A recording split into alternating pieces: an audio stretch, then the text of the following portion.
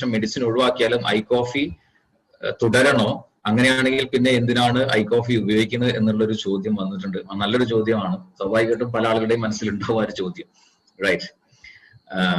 Question, നിങ്ങൾ I coffee എന്തിനാണ് ഉപയോഗിക്കുന്നത് എന്നുള്ളതാണ്. ഡയബറ്റീസിന് പെർമനന്റ് സൊല്യൂഷൻ ഇല്ല. ബാലൻസ് ചെയ്ത് കൊണ്ടുപോകാൻ മാത്രമേ പറ്റുള്ളൂ. ഒരു ഓപ്ഷൻ നിങ്ങൾക്ക് ഗുളിക അല്ലെങ്കിൽ ഇൻസുലിൻ മെഡിസിൻ ഉപയോഗിച്ചുകൊണ്ട് ബാലൻസ് ചെയ്ത് കൊണ്ടുപോവുക.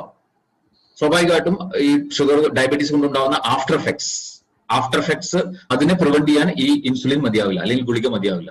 കോംപ്ലിക്കേഷൻസ് കൂടുമ്പോൾ വീണ്ടും നേരത്തെ പറഞ്ഞ പോലെ മെഡിക്കൽ എക്സ്പെൻസ് കൂടും, ശാരീരിക അസ്വസ്ഥതകൾ കൂടും, ഇതെല്ലാം സഹിക്കേണ്ടി വരും. റൈറ്റ്.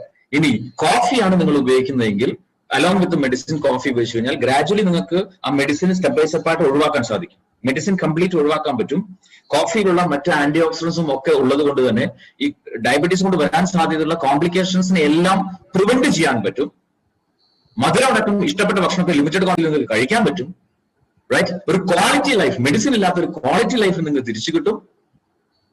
പക്ഷെ കോഫി ലൈഫ് ലോങ് യൂസ് ചെയ്യണം. റൈറ്റ്. ചോയ്സ് നിങ്ങളുടെയാണ്. മരിച്ചുകൊണ്ട് ജീവിക്കണോ ജീവിച്ച് മരിക്കണോ എന്നുള്ളത് നിങ്ങളുടെ ചോയ്സാണ്.